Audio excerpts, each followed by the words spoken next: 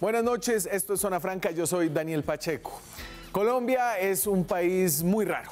Ayer el país amaneció sumido en una indignación moral y una tristeza enorme por la noticia de que en un bombardeo de las fuerzas militares contra una disidencia habían muerto 8 menores de edad.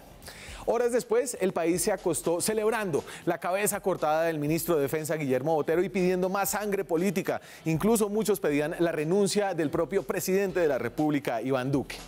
Yo quiero creer, lo creo, que en medio de este tropicalismo, de esta montaña rusa emocional, hay más que intereses políticos y cálculos de poder personales. Creo que hay una cantidad de gente genuinamente conmovida en el país con la idea terrible de que el Estado colombiano, del que todos hacemos parte, ordenó una operación militar que acabó con la vida de 8 menores de edad, incluyendo una niña de 12 años, apenas 12 años.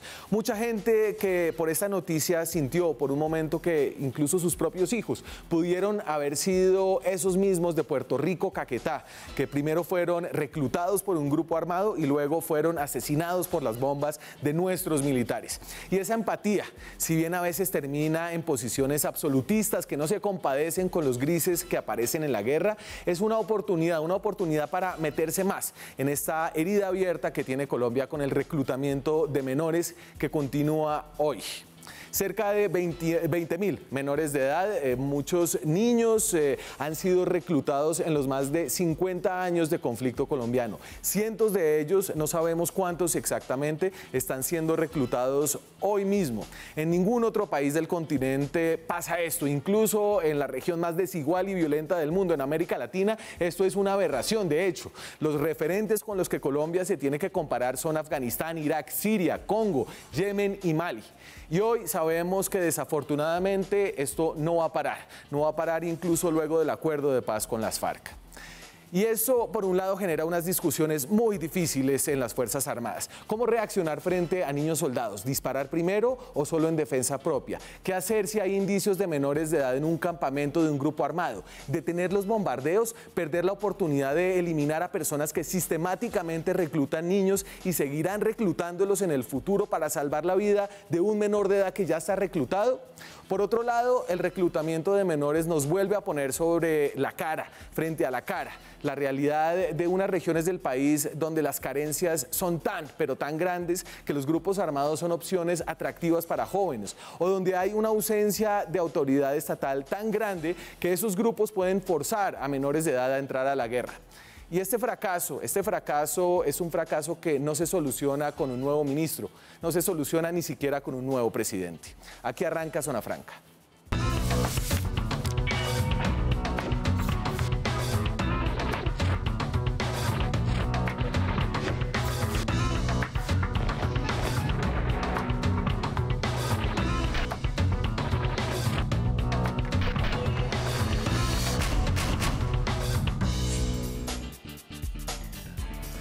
Y esta noche que nos alejamos de la discusión candente de la política y nos metemos detrás de lo que fue la noticia que desató todos los hechos, la renuncia de ayer, el momento más difícil de este gobierno hasta ahora, para hablar del tema del reclutamiento forzoso que sale a la luz después de la muerte de estos 8 menores. Me acompañan personas que han trabajado directamente en la prevención, en el estudio de este doloroso fenómeno que ocurre todavía en Colombia. Ana María Jiménez es asesora en temas de niñez y conflicto. Es experta, tiene una maestría en Derechos Humanos y Derecho Internacional Humanitario y es profesora universitaria. Es un gusto que nos acompañe hoy, muchas gracias. Muchas gracias por la invitación.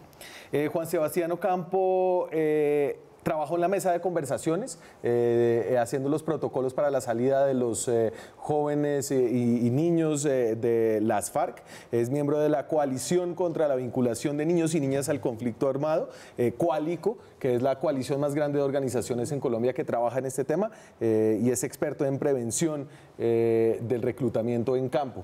Juan Sebastián, gracias por estar por acá. No, muchísimas gracias por la invitación. Y Miguel Fierro es abogado, es defensor de derechos humanos y ha sido litigante en casos de víctimas del terrorismo, ha trabajado con las fuerzas militares en temas de prevención de reclutamiento forzado. Miguel, gracias por venir. Daniel, muy buenas noches. Durísimo que volvamos a hablar de este tema después de que había, digamos, unos indicios de que había bajado en términos de cifras. Yo me encontré este histórico, que esto lo hacen ustedes, creo que en Coalico, Sí. Que es como el histórico de niños y niñas reclutadas. Es elaborado por nosotros. Los datos son del Centro de Memoria Histórica y van desde el 62 al 2017, creo que con la gran salvedad de que estos datos son problemáticos, ¿cierto? Porque la información que se tiene es difícil de obtener. Pero entonces tenemos como el pico de reclutamiento forzado, que en ese año se cree que 800 niños fueron reclutados más o menos en el año 2003, ¿cierto? Y eso va bajando en la medida en que las FARC son golpeadas, de que se acaba la zona de distensión, de que entra la última fase del conflicto y baja a 6 en 2017. Hoy pensamos que esos datos deben ser distintos, ¿cierto? El total es de 17.700. Con información del año hay de 6.000 y sin información del año 11.000. Entonces yo me imagino que ayúdenme a leer estas cifras. Sí, digamos, la primera consideración que yo haría es que podemos hablar de estimados y es un poco complejo hablar de cifras. Lograr establecer cuántos niños fueron reclutados en el marco del conflicto es casi una labor, no diría imposible, pero sí muy difícil. Muchos de ellos han sido desaparecidos, muchos de ellos fueron entregados no a las entidades del Estado, no se sabe su paradero, otros regresaron por su cuenta. Entonces Otros es difícil. cumplieron la mayoría de edad. Otros cumplieron la mayoría adultos. de edad, claro. Entonces tú tendrías que cruzar, por ejemplo, los paramilitares que declararon haber sido reclutados siendo niños, pero que se desmovilizaron siendo adultos, Claro. igual con las FARC. Entonces es una cifra compleja que yo diría que podría ser superior a los estimados del Centro de Memoria Histórica. ¿Qué más nos dicen estas cifras, Miguel? Realmente tabular esta información es muy complicado, como se menciona, porque hacer como todo el estado del arte en cifras reales, esto lo veo más como una estadística, genera un poco de conmoción saber que a lo largo de la historia del conflicto solamente hubo 16.000, 17.000 personas y que en el marco del proceso de paz las FARC hayan entregado cerca de 125 o 124 menores de edad. No voy a decir la causa en concreto porque pues, no me gusta hacer pública una historia privada, pero quienes hemos estado en un campamento guerrillero en condiciones de indefensión y hemos visto no pocos menores de edad y todo, entonces al final de cuentas, que puede concluir uno que desde el momento en que empezó la seguridad democrática o las conversaciones exploratorias del gobierno de Juan Manuel Santos, las FARC dejaron automáticamente de reclutar, lo que se entregó realmente genera un poco de conmoción. Entonces hacer estimados, ver con base, digamos, a la denuncia, a lo que reportaron los padres de familia y demás, es un desafío interinstitucional y con el concurso del Estado y las organizaciones que nos acompañan. Y definitivamente las FARC fueron los grandes reclutadores de menores en el conflicto colombiano, hasta donde sabemos y tenemos cifras. Esto de nuevo también es del Centro de Memoria Histórica, que trata de organizar por el grupo responsable, pero fíjense que en esta cifra que vamos a ver a continuación, en este PAI de presunto responsable, las FARC aquí aparece la guerrilla sin distinción de FARC o ELN con el 72% de los casos, pero estos son solamente 6.000 casos de los que se conoce cuál fue el autor. Después los paramilitares, que también escondieron a todos los niños cuando se desmovilizaron en el gobierno de Álvaro Uribe, el grupo post-desmovilización, estamos hablando de los grupos actuales, y hay otros que están indeterminados, digamos, en esas cifras. Pero, a ver, un poco... Pero en esta cifra podríamos incluso decir que nos falta un actor, que es también las fuerzas militares. Sí. Porque cuando hablamos de reclutamiento y de una manera amplia, estamos hablando de reclutar y utilizar. Y en el marco del conflicto también en la historia ha habido pues debates en relación a casos de utilización de niños y niñas por parte de fuerzas militares. Entonces es un actor oficial, pero que también de alguna forma ha involucrado niños en las fuerzas Pues militares. ahí habría que ver el sustantivo, ¿no? Reclutamiento, por supuesto. Las Fuerzas Armadas tienen una dirección de reclutamiento, pero pues el sustantivo de forzado, pues ahí podríamos No, entrar en y debate, creo que Ana María se refería al hecho de que militares en campo utilicen a niños para conseguir exactamente. inteligencia, para hacer mandados, para que les traigan gaseosa, para todo un tipo de actividades en los cuales damos por hecho que los niños no deberían estar involucrados. Es exactamente así, digamos en las campañas cívico-militares que incluso desde hace más de 15 años se criticaron y que llevaron a que las fuerzas militares cambiaron su práctica en relación a involucrar a niños en actividades, por ejemplo en Arauca como soldados por un día, marinos por un día, o llevar emblemas, uniformes. Eso fue cambiando con los años y yo creo que hoy en día hay como mucho más cuidado en la realización de este tipo de actividades con fuerzas militares. Y en términos del continente, Colombia es una excepción en este fenómeno en América, pero evidentemente eso es un fenómeno que se da en otros conflictos del mundo, ¿cierto? Donde hay qué tipo de características. No, lo que pasa es que, digamos, en Colombia tenemos un problema grave y es que efectivamente ha habido una negación del conflicto interno armado, ¿no? Entonces, pues de alguna u otra forma, obviamente las campañas cívico-militares, por ejemplo, no son reconocidas por el Ministerio de Defensa precisamente porque no hay un reconocimiento del conflicto interno armado. Entonces, decir que el Ministerio de Defensa... Pero claro que hay un reconocimiento porque la guerra se rige con el derecho internacional humanitario. Sí, claro. Digamos que para separar lo que es el discurso político del discurso de la política de seguridad. Es que, obviamente el discurso político tiene que ver con las medidas y los programas que se tienen y que se vienen implementando para obviamente prevenir, digamos, este tipo de fenómenos como el fenómeno de reclutamiento. Entonces, por ejemplo, uno en Colombia se pregunta por qué con ese nivel de víctimas, porque si bien como los compañeros dicen, pues es muy importante tener claro que estos datos no reflejan, digamos, el fenómeno en su totalidad, pues sí son muy discientes y de todas formas dan cuenta de, digamos, un dimensionamiento del fenómeno y pues es muy importante que uno se dé cuenta de efectivamente cómo la complejidad de esto amerita un reconocimiento del fenómeno y amerita obviamente una implementación de estrategias que tienen que ser efectivas frente al tema, ¿no? Y es decir, y frente a lo que sucedió con la revelación que hizo en el Senado Roy Barreras y que generó toda esta crisis política que termina con la renuncia del ministro, yo sí quiero que ustedes me ayuden a hacer memoria. Y este país a veces tiene una memoria muy corta. Ya en varias ocasiones se había enfrentado Colombia a discusiones como esta. Entonces hablábamos antes del programa de la Operación Berlín, estoy hablando del siglo XXI, ¿cierto, Miguel? Sí. Operación Berlín, que fue lanzada por las fuerzas militares contra una columna de las FARC que se movía en el año 2000 entre la zona de distensión y en la zona del Catatumbo, sí. Y que era una columna que estaba llena de niños soldados, me dice. Eso no es no está bien decir eso, ¿cierto? Bueno, ha habido un debate, pero niños reclutados. Pero niños reclutados, ¿cierto? Y ahí murieron cerca de 70 y pico menores de edad. Hoy estamos obviamente consternados por 8, pero esto es algo que ya había pasado. ¿En bombardeos había sucedido antes? Sí, por eso digamos que sorprende en este momento porque el hecho es muy grave, pero es un hecho que ya había sucedido y si nos vamos hacia atrás, en otros bombardeos ha habido muertes de niños y niñas, incluso que han sido reportados ante las autoridades correspondientes y que han sido, pues, conocidos por la opinión pública. Hay videos en internet incluso de recorridos por los campamentos donde se ven los cráteres enormes y los cuerpos dispersos alrededor, donde incluso son campamentos donde se sabía que de pronto había posibilidades de realizar entrenamiento de nuevos reclutas. ¿Usted se acuerda de Marcelino? Sí. Les voy a poner, este es un video que está en YouTube sobre la historia de un niño guerrillero que es encontrado herido por unos miembros de la fuerza pública y que se convirtió en un hecho importante en ese momento al principio de los años 2000. Sí. Bueno, ¿y usted fue tan joven? ¿Por qué está en esta vaina? Porque me llevaron obligado. Bueno, sí, muy bien. ¿Cómo lo llevaron qué? Obligado. Bueno, sí, es lo que ya nos lo vamos a matar. ¿Granadas? No, yo no cargo eso. Tome la Coca-Cola. Tómela. Es que yo no puedo parar. Yo venía por abajo a botes y me pegaban del otro lado del brazo y ya. No, tranquilo. Ya no le pasa nada. ¿Cómo? Bueno, tranquilo, ya lo sacamos. Hace 20 días estoy en la guerrilla, yo me fui el 25 de diciembre. ¿Y por qué lo llevaron?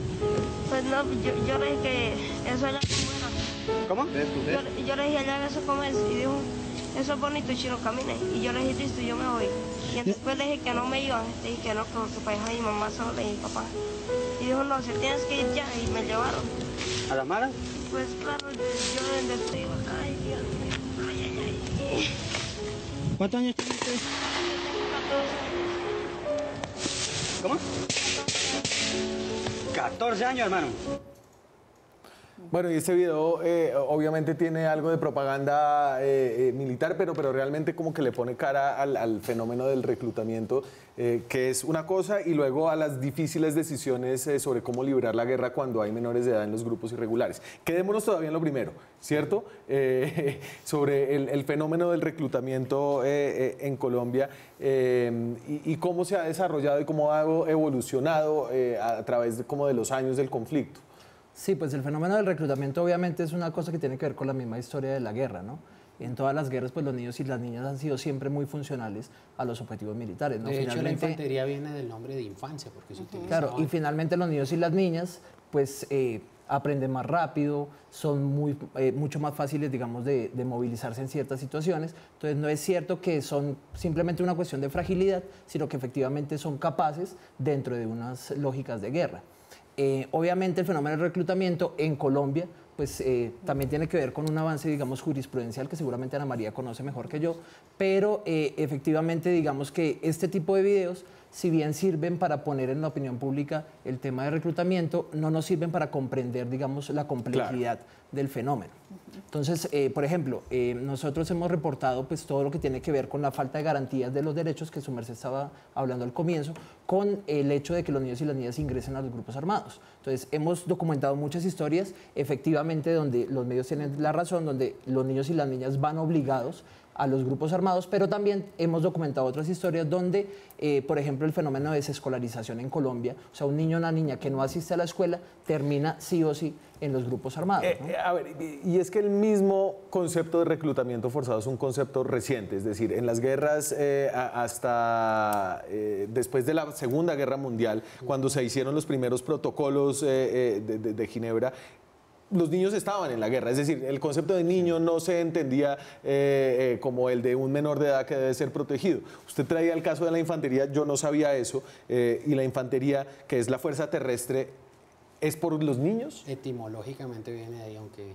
efectivamente, pues como se mencionaba, el tema no es nuevo, el tema viene desde la antigüedad, donde pues los menores de edad, para las lógicas de la guerra, tienen unas ventajas, por ejemplo, en los temas de disciplina, de cohesión, de subordinación.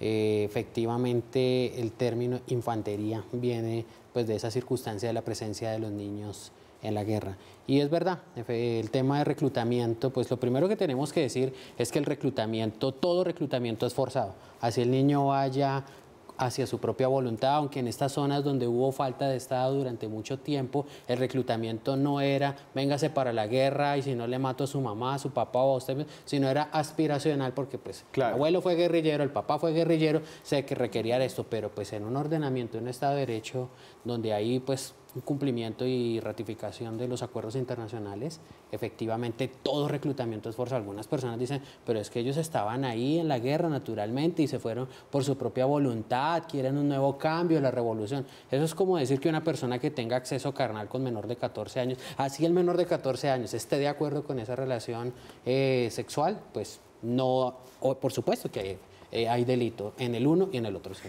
Me voy a la primera pausa. Cuando regresemos le echamos una mirada a la normatividad, que en términos de nuestra normatividad es mucho más exigente que las normas que existen a nivel internacional, y eso es relevante también para la discusión que tendremos después de cuáles son los dilemas que se enfrenta el Estado y la fuerza pública al enfrentar grupos irregulares que tienen menores en sus filas. Ya volvemos.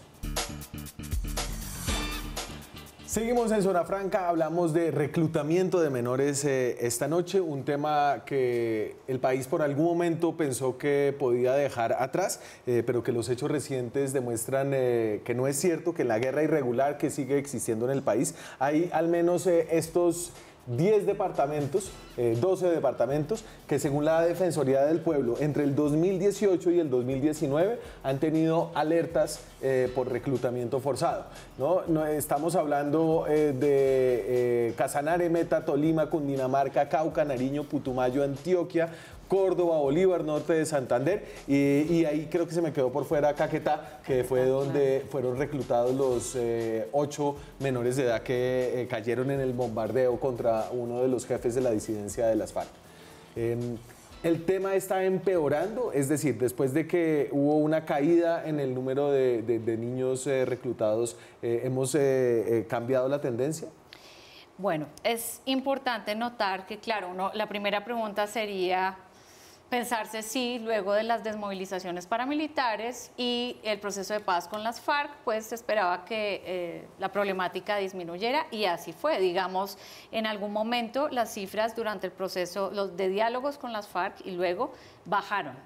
Pero se han tenido incrementos en razón de que el reclutamiento sigue siendo practicado por grupos post-desmovilización, por disidencias también de las FARC que continúan operando en el país, con una reconfiguración del conflicto en donde ya además, que esto es un dato como muy grave, ya no estamos hablando de los mismos, ni los mismos grupos, son otros que han mutado, que utilizan otras estrategias en las cuales el centro también son los niños y las niñas. Claro, pero son regiones donde tradicionalmente ha existido el fenómeno del reclutamiento forzado. Efectivamente, por distintas causas, por la falta, la ausencia de Estado, que pues permitió a estos grupos armados con estructura de poder ocupar, digamos, esas posiciones, lo que implica el poder. Efectivamente, pues esa es la primicia, ¿no? Todo reclutamiento es forzado, como lo explicábamos en el anterior bloque, tenga o no tenga el consentimiento del menor, que es un consentimiento que está viciado. Recuerdo en el Caguán que Tiro Fijo expresaba cuando le hacían este tipo de preguntas, porque pues veíamos niños desfilar, niños que no llegaban a los 11, 12 años, ¿qué opinaba de eso? No los escondieron, y ahí están las imágenes de archivo, o sea, esto no lo estamos inventando ni mucho menos, solo que en esta ocasión Tiro Fijo expresaba algo que toda persona que tenga más de 15 años está apto para la guerra. Uno diría, desde el punto de vista del derecho internacional humanitario puede que tenga razón, pero pues acá hay una legislación especial que establece que hasta los 18 años. Claro, dame el de normatividad, por favor, Juanse, porque en efecto las FARC además aceptó, creo que fue Raúl Reyes quien aceptó poner una regla que seguramente era incumplida dentro de las FARC, que no iba a haber reclutamientos de menores de 15 años, y eso es lo que pide el protocolo adicional de los convenios de Ginebra del 77, ahí el reclutamiento está prohibido para menores de 15, incluso para ejércitos regulares de países, ¿cierto? Después, incluso en la Convención sobre los Derechos del Niño del 89, se mantiene ese reclutamiento para menores de 15, pero Colombia cuando lo ratificó hizo unas reservas y extendió la prohibición hasta menores de 18 años. Al firmar Colombia dijo, mis estándares son más altos. Y esto es incluso cuando se llevaban a los pelados de 16, 17 años a prestar servicio militar obligatorio, ¿no? Porque eso pasaba en Colombia. Luego reiteró el límite de 18 años en la Ley 40, en la Ley de Orden Público del 97, en el Estatuto de Roma cuando firmó se adhirió a la prohibición de menores de 15 años, pero eso pasó a menores de 18 años en el protocolo facultativo de la Convención sobre los Derechos Humanos del Niño, ¿no? Entonces aquí hay un andamiaje legal bien complicado y es bien curioso que Colombia esté por encima de los estándares internacionales, o sea, que los estándares internacionales sean tan bajos.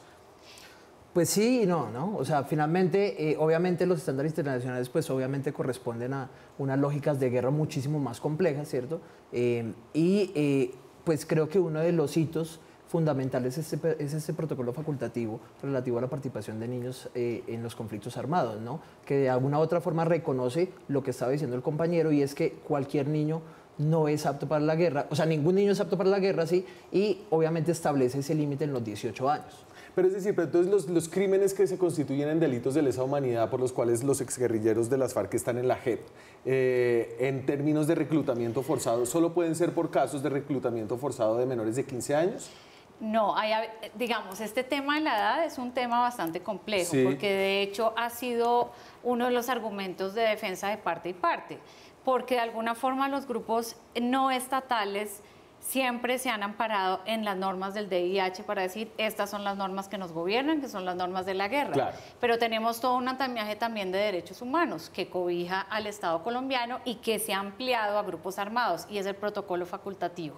Es decir, que ese protocolo facultativo es una norma de derechos humanos, pero que también tiene el componente de DIH y que cobija a los grupos no estatales.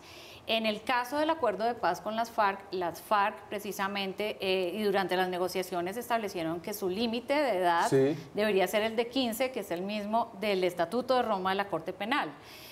Pero, digamos, posteriormente la Corte Constitucional entra a revisar este tema y dice, bueno, debe haber algo que cambie el protocolo facultativo, y tal vez desde cierto momento es el protocolo facultativo el que va a entrar a regir sobre este tema. Y es clave porque también nos marca un límite en cuanto a las edades antes, durante y después. Hay que ver cuándo se cometieron los crímenes, los delitos. Claro. Y también en Colombia para ver qué normas estaban vigentes, cuando no había reclutamiento ilícito y cuando sí había. Exactamente. Déjeme, nos metemos en la pregunta más espinosa de cuáles son las responsabilidades de la fuerza pública y del Estado cuando está luchando con grupos irregulares que tienen en sus filas a menores reclutados, que es la pregunta que suscitó el debate de ayer, y es: usted, por ejemplo, puede lanzar un bombardeo para eliminar a un reclutador de niños que posiblemente en el futuro iba a reclutar más niños, sacrificando la vida de unos niños que ya estaban reclutados, ¿no? Sobre el de víctimas futuras versus víctimas presentes. Y usted, a ver, no, ¿qué cree, sino qué dice la legislación internacional? Y esto lo discutí ayer, y no es muy claro. ¿Usted puede lanzar el bombardeo o no? A ver, hay que tener en cuenta el origen de la victimología en este caso, ¿sí?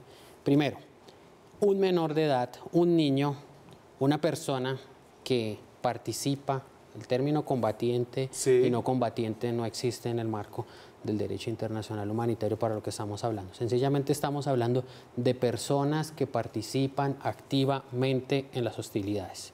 ¿Qué ocurre acá? En el momento en que una persona empieza a participar activamente en las hostilidades, tenga la edad que tenga, pierde automáticamente la protección que le da el derecho internacional humanitario, es decir, ya deja de ser un civil. Automáticamente entra en esto. ¿Por qué? Pues frente a esa pregunta, ¿puede o no puede bombardear? Eso depende en la parte del mundo en el que estemos. Si estamos en un ejército como el de los Estados Unidos o incluso en el ejército de Israel y que tienen una protección amparada en el derecho operacional, efectivamente lo hacen con toda determinación, pero con lo que ocurrió ahora, pues ahora el debate va más, o sea, la discusión deja de ser técnica y se traslada a un escenario político. En el Perú hace más de 10 años ocurrió exactamente lo mismo frente a los reductos de Sendero Luminoso en las selvas del Brae para atacar precisamente este fenómeno. Suspendieron los ataques aéreos y demás, y pues como los comportamientos vienen del cono sur hacia arriba, pues esperaba, aunque Perú no está en el cono sur, pero pues era el único país que al momento del siglo XXI tenía reductos de grupos armados, este tema iba a llegar claramente hasta acá. Efectivamente, pues es como para colocarle un palo en la rueda a las operaciones conjuntas que permitieron los bombardeos. Pero usted cree que ¿sí se puede o no se puede? No, yo creo que definitivamente desde el momento en que cerró, o sea, es que el momento es que una persona empuña un arma o está en adoctrinamiento, pierde naturalmente precisamente, digamos que la jurisprudencia internacional y en este caso pues el derecho internacional humanitario establece que en la guerra no todo es válido y no todo se puede, ¿sí? Y que efectivamente bombardear a una niña de 12 años no es, digamos, una acción legítima, ni siquiera en el marco de la guerra. Entonces, hay una cosa que es muy importante y es que independientemente de los protocolos, yo no soy un experto militar, un bombardeo pues siempre tiene unos márgenes de daño bastante complejos. No por entrar en el tema político, pero digamos de los argumentos del Ministerio de Defensa cuando hablaba sobre el tema, era que efectivamente había la inteligencia militar suficiente pues para, digamos, indicar este bombardeo. Y creo que todas las pruebas pues demuestran. Pero si esa niña de 12 años tiene un fusil y está atacando a una unidad militar.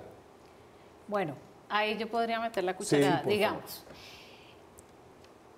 Nuevamente es un tema muy complejo, ¿sí? Inmediatamente que el niño, y eso salió en el caso de Tomás Lubanga ante la Corte Penal Internacional, cuando el niño ya activamente participa en las hostilidades, ya tiene casi ahí el rótulo de objetivo militar. Sí. Es muy complejo, yo entiendo esto porque estamos hablando de normas de la guerra. Pero es que al ejército colombiano no solo lo rigen los marcos del DIH. En el caso del ejército tenemos un marco de una constitución que habla de la protección reforzada a la niñez y también un marco de derechos humanos. Sí. Entonces, yo hago la pregunta, si tenemos en el caso similar de niños secuestrados, todo un cuidado para ir a hacer operativos de rescate, para analizar con información de inteligencia, para hacer gestiones con autoridades civiles y todo, con el mayor cuidado de hacer operativos, ¿por qué no hacer lo mismo cuando son niños reclutados? El argumento podría ser, sí, es que están armados, es que ya son combatientes. No, siguen siendo niños. Puede reducirse al combatiente con un disparo, con una, digamos, con otros medios de la guerra, pero no llegar indiscriminado en el tema pero del no bombardeo. llegar al extremo de usar fuerza de tal forma que tenga un daño mayor. O sea, aquí hay un gris. No, y Exacto. frente a lo que está Sí. diciendo Ana María, digamos, en términos nacionales, pues la Corte ha sido muy clara en establecer que efectivamente cualquier menor de 18 años que ingresa a un grupo armado debe ser considerada víctima del conflicto armado. ¿Sí? Por eso en el Entonces, marco creo de un que alguna proceso otra penal para esclarecer la verdad, la justicia transicional. O sea, la condición de víctima se adquiere ya en escenarios de Estado. No De en el todas formas, escenario a mí me del gustaría- derecho operativo. No, Claro, que, pero- aunque la victimología tiene, digamos, narrativas que son constructos permanentemente. Por ejemplo, nosotros, por el hecho de estar sentados acá ante cualquier acto terrorista, tenemos la condición de víctima porque se afectó nuestra convivencia, No, nuestro no, país pero con este un tema. momento. Pero tengo que No. reclamarla ante un estrado judicial. No. Yo en el momento en que a mi hijo me lo reclutan, yo voy, pongo una denuncia en la fiscalía, estoy hablando de una víctima de un delito en Colombia que debe ser investigada por la fiscalía y que debe realizarse todas las labores de búsqueda para establecer Claro. dónde De está el todas niño. Pero usted ¿sí? misma al mismo tiempo dice que también es un blanco legítimo de una operación Claro, militar. cuando todas tú formas- estás en un combate, es en el escenario del combate donde, claro, si tú te estás enfrentando con una persona armada, ahí es donde viene la tensión. De todas formas, yo creo que en ¿sí? este caso es muy, digamos que importante evidenciar toda la información que había previa al bombardeo, ¿no? Y es que efectivamente tendríamos un personero en Puerto Rico que había ya denunciado unos casos de reclutamiento, ¿cierto? Y que de alguna otra forma ya estaban en conocimiento de las Claro, autoridades que competentes. no era información que ayudaba a hacer una inferencia, que definitivamente no, digo comprobaba porque digamos que hubiera este menores en caso ese da el campamento. ejemplo de cómo, digamos, el gobierno efectivamente debió haber actuado en situaciones de prevención, Sí. digamos, en cierta forma, pues, digamos, haber activado alguna forma de recuperación de los niños y las niñas de los grupos armados. No estamos hablando de niños y niñas que llevaban formándose 3 años en la guerrilla, estamos hablando de niños y niñas que habían acabado de ingresar, y yo sí creo que hay unos matices. Y creo que no solamente es una cuestión legal, sino que como país obviamente nos debemos indignar porque estamos hablando de un bombardeo a una niña de Pero 12 años. y yo ahí... Pero la indignación primero tiene que ir esa con el indignación ahí victimario porque me natural. tengo que ir a la pausa. Creo que esa indignación puede ser útil para volver sobre estos temas, pero a veces también nos puede como llenar de absolutismos que no sirven para solucionar este problema de fondo. Ya volvemos.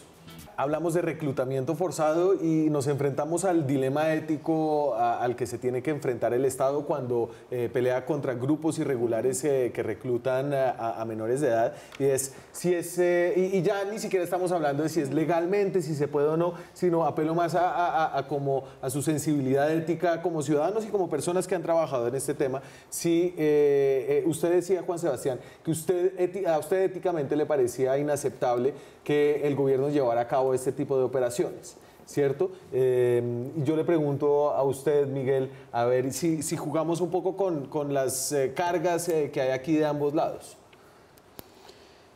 Es que el tema es bastante sensible y tomar alguna posición o no realmente no es fácil porque pues primero afortunadamente no estamos en instancias de esas decisiones, pero en el hipotético ejercicio que estamos haciendo, insisto, una persona tenga la edad que tenga, el momento en que participa en las hostilidades, pierde la condición y la protección de la población civil que le ampara el derecho internacional humanitario, ¿no? El tema de los menores en la guerra y demás, vemos que las personas que han atacado en esta ocasión a la fuerza pública y demás en esta ocasión, con toda vehemencia también atacaban con vehemencia a aquel personaje tan nefasto como Joseph Kony en Uganda, por situaciones muy semejantes. No, es que lo de África no se parece a lo de acá, y eso es que allá son cristianos y acá como podemos tener una ideología semejante al grupo reclutador y demás. Entonces es un tema bastante sensible. Me había perdido de la memoria Joseph Kony.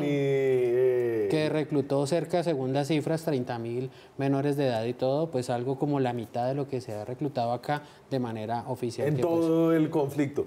Y yo les ponía el caso de causar víctimas presentes para evitar víctimas futuras. Es decir, si usted elimina, o todos estos eufemismos, elimina, da de baja, neutraliza a un reclutador de menores y mata a unos menores, está también, ojalá, y ese es el razonamiento, evitando reclutamientos futuros. ¿Usted cómo se para en este dilema ético? El dilema costo-beneficio. Digamos, yo no me pararía desde esa postura, yo me pararía desde la postura de la protección de la infancia, y una infancia que además es víctima del conflicto armado. Entonces, yo creo que esa ha sido un poco la postura que ha habido en términos de estamos en el conflicto, todo se vale, es difícil distinguir quién es quién, pero precisamente la Corte Penal Internacional ha hecho énfasis de que el reclutamiento es tan grave es precisamente por eso, porque pierde una protección que hay de la infancia y se deberían mejorar esas acciones para intervenir en casos de reclutamiento. Yo no quiero referirme concreto a estos hechos porque además no conocemos las circunstancias, no se saben, eso, como dices tú, serán las entidades correspondientes, pero sí pensar en que las fuerzas militares podrían mejorar su forma de operar en casos en los cuales tengan el menor indicio de que pueda haber niños y niñas. A ver, yo le voy a coger aquí la caña con el hecho de que haya un niño reclutado. Es obviamente la responsabilidad primordial de ese grupo armado, pero también tiene que ver con unas causas en las que el Estado o la ausencia de Estado está vinculado. Dame el de diagnóstico de riesgo de reclutamiento. En Colombia existe un documento COMPES para luchar en contra del reclutamiento de menores. Es decir, hay una política de Estado. Este es del 2010 y entonces él hace como 4 líneas de diagnóstico sobre cuáles son los mayores riesgos de reclutamiento. Algunos son obvios, pero nos ayuda a caracterizar. Entonces, en los espacios vitales de los menores hay presencia de los grupos armados que reclutan y utilizan a estos menores, ¿no? Usted los ve, está con ellos, están viviendo en su zona. Hay violencia contra los menores en su entorno, en algunos casos una violencia aceptada culturalmente por esas sociedades. La oferta institucional para garantizar los derechos de los menores es poco eficaz. Y el entorno en el que se encuentran los menores desconoce que son sujetos de derechos especiales. Hoy la Universidad de los Andes saca un estudio en el que encuesta a cerca de 2.000 jóvenes en los 170 municipios más afectados por el conflicto, los municipios PEDET, y por ejemplo, el 50% de esos jóvenes no asiste a una institución educativa, el 61% de esos jóvenes ha sufrido algún hecho violento o victimizante. Entonces, y aquí creo que se la entrego en bandeja a usted, el Estado es de alguna forma corresponsable del reclutamiento de menores. Sí, no, eso está claro.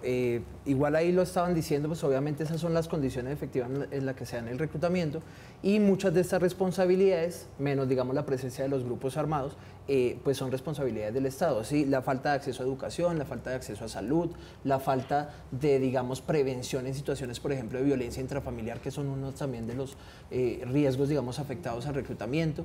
Entonces yo sí creo que hay una corresponsabilidad, e incluso mayor, porque es que finalmente los grupos armados son grupos armados ilegales, que obviamente dan ingreso a los menores, a los niños y a las niñas, a los grupos armados, pero el Estado tiene una, digamos, especial condición de protector y de garante de derechos de los niños y las niñas. Entonces aquí también, digamos, hay un agravante que es ese, y es finalmente, en estos momentos tenemos un Estado inoperante, en el caso que estamos hablando ahorita, no solamente por las denuncias anteriores, sino, por ejemplo, que en estos momentos está funcionando, por ejemplo, en la política de prevención en regiones donde efectivamente se están dando todos estos casos, por ejemplo. Y entonces vayamos allá. La política de este COMPES es del 2010. El gobierno anterior tenía una política de prevención. El actual gobierno dice que va a relanzar la política de prevención. atención. Evidentemente la política no ha funcionado porque se siguen reclutando niños, pero ¿cómo ve un poco la cosa hoy? ¿Hay una conciencia de que el problema está otra vez generando nuevas víctimas? ¿Se está haciendo algo? Sí, efectivamente, pues este COMPES todavía está vigente. También se pueden medir los resultados en cuanto a la presencia del Estado. La ausencia del mismo es lo que ha permitido que estos grupos armados hagan presencia y tomen el lugar del Estado. Sin embargo, yo no me caso con los factores objetivos de la violencia para justificar la existencia de las FARC y los demás grupos armados, teniendo en cuenta pues varias razones. Hay países mucho más pobres que Colombia que tienen más ausencia de Estado y no tienen este fenómeno. Y hay regiones de Colombia que tienen una ausencia de Estado similar y niveles de pobreza peores. Y sin reclutamiento, exactamente. Entonces usted alude ahí a algunos, es decir, hay una corresponsabilidad cultural, tal vez, en algunas zonas del país. Sí. ¿Y qué más? Lo mismo que ocurre en los barrios, exacto. Vemos que hay cadenas también como de mando, como un linaje completo de que, pues, qué futuro le puede esperar a un menor de edad que es hijo de dos personas que consumen drogas y que son, pues, delincuentes en la respectiva zona. Entonces, esa matriz cultural hay que atacar y en este caso, sí, no hay que despojar de responsabilidad con lo que ocurrió esta semana o lo que se develó esta semana al victimario natural, que son, pues, algunos les llaman FARC, otros disidencias, pero claramente sabemos de quiénes estamos hablando. Pero yo creo que se está hablando de alguna forma de lo mismo, porque lo que estamos diciendo es que este tipo de grupos lo que hacen es aprovecharse de estas vulnerabilidades. Y el factor ahí que coincide es el control que tienen estos grupos de ciertas zonas del país. Obvio. Y es en estos corredores claro, y en estas zonas donde se aprovechan estas vulnerabilidades. El niño desescolarizado, el niño con una discapacidad. La violencia intrafamiliar. El niño con... Sí, entonces es un aprovechamiento de estas condiciones. Desventaja, por para... Me queda una pausa, en minutos volvemos, empezamos a cerrar este tema sobre el fenómeno del reclutamiento forzado en Colombia. Ya volvemos. Seguimos en Zona Franca, hablamos del reclutamiento forzado, nos alejamos de la política por un momento, pero no del todo, esto es Enredados.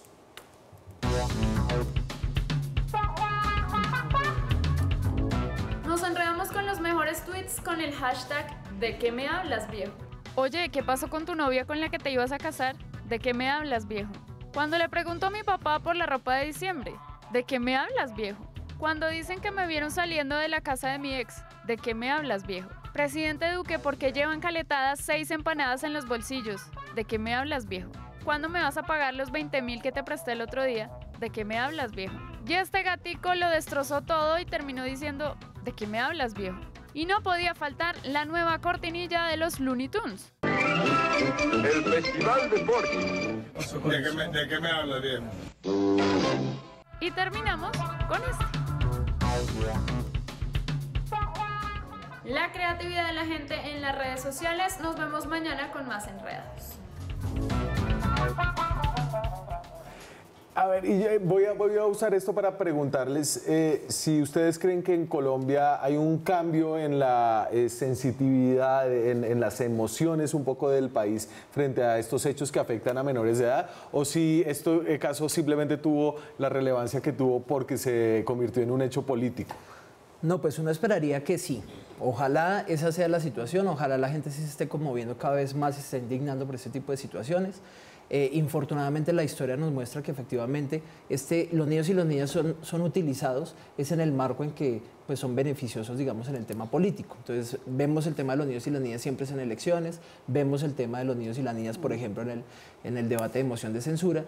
Ojalá como sociedad pues estemos haciendo algo para crear un... Y usted me contaba de un hecho muy similar que había pasado hace poco tiempo y que pasó desapercibido porque no fue instrumentalizado por los políticos. Claro, efectivamente el año pasado, en enero creo que fue, en el Chocó hubo un bombardeo y murió una niña pues que era reclutada por el ELN, ¿no? Y era una niña de 16 años, una niña indígena, y pues es un caso muy triste porque efectivamente ella pierde sus extremidades en el bombardeo, llega al hospital de Buenaventura, viva, y en el hospital de Buenaventura, un hospital famoso en el país porque cualquier persona que ingresa prácticamente que muere, y efectivamente pues muere en unas condiciones muy, muy, muy tristes. ¿Sí? Además, después de eso, a la mamá le da una depresión y muere también la madre pues en condiciones a raíz del bombardeo, ¿no? Y Ana María, déjeme preguntarle a usted como para cerrar, si el COMPES, si la experiencia institucional, si la ruta, todo esto está funcionando, es decir, si realmente hay una burocracia y una conciencia de que a través de la acción estatal se puede prevenir este fenómeno. Pues yo creo que las experiencias anteriores en procesos similares ha puesto de presente que hay fallas que se tienen que corregir y siento que se han venido corrigiendo. De hecho, el ICBF ha insistido mucho en que el programa especial para protección de desvinculados debe poder acoger niños que vienen de cualquier grupo, incluso los grupos post-desmovilización. Sí. ¿Sí? También la Comisión Intersectorial ha hecho grandes esfuerzos para mejorar la coordinación en el territorio, para realizar acciones de prevención e incluso acciones urgentes en casos que lo ameritan. Pero no obstante, todavía es muy difícil cuando hay casos o alertas tempranas que ameritan una rápida intervención, lograr que todas las entidades del Estado respondan para proteger un niño o un grupo de niños en particular, lo cual sería clave, digamos, para prevenir este tipo de reclutamiento. Yo estoy en total desacuerdo con la colega. Efectivamente, la CIPRUNA dejó de reunirse hace más o menos como ¿Qué es la CIPRUNA? 2 años. La CIPRUNA es la Comisión Intersectorial, la encargada de diseñar de alguna u otra forma la política de prevención en el país. La política de prevención en el país está en estos momentos inoperante, especialmente pues en, digamos, los lugares donde más se presentan estos casos. Entonces yo sí creo que pues no hay muchos avances y pues que sí hay muchas cosas por las que... Miguel, usted ha hecho mucho énfasis en que hay que tener siempre de presente y no olvidar que los primeros responsables de esto son los grupos armados. Por supuesto. Y me pregunto si usted cree que esa conciencia guarda usted la esperanza de que sirva para que esos mismos grupos armados sientan algún tipo de presión política o presión en la opinión pública y que eso va a modificar su comportamiento. No, efectivamente, si el propósito era tumbar un ministro, lo lograron. ¿Qué va a generar esto? Incentivar aún más el reclutamiento de menores de edad en este marco. Lo que sí me parece terrible es que en el marco del control político que ejerce el Senado de la República, en el marco de una moción de censura, hayan participado los 5 congresistas de las FARC que tienen a sus espaldas la responsabilidad del reclutamiento forzado de niños y niñas y adolescentes. Es como el diablo participando en una absolución de sí mismo. Hubo un grado de cinismo en esa participación, creo que todos estaremos de acuerdo con eso, ¿o no? Sí, totalmente de acuerdo. Yo creo que los grupos armados, si bien ahorita están actuando en otra lógica, yo creo que la FARC, digamos, una de las cosas que más le quitó credibilidad, digamos, en su lucha, entre comillas, política, fue efectivamente el tema de los secuestros y el tema de reclutamiento de menores de edad. ¿Sí? Perfecto. Pero es un actor que ya no está en la guerra. Y que hay que reconocer político. Que salió de la guerra, tomó... pero no es autoridad moral para hablar, pero definitivamente no es autoridad moral para hablar de reclutamiento forzado, ni de delitos sexuales, ni de otros crímenes de guerra. Me voy. Muchas gracias a ustedes por haber estado aquí esta noche. A ustedes muchas gracias. Nos vemos nosotros mañana con más periodismo, más debate, más opinión. Chao.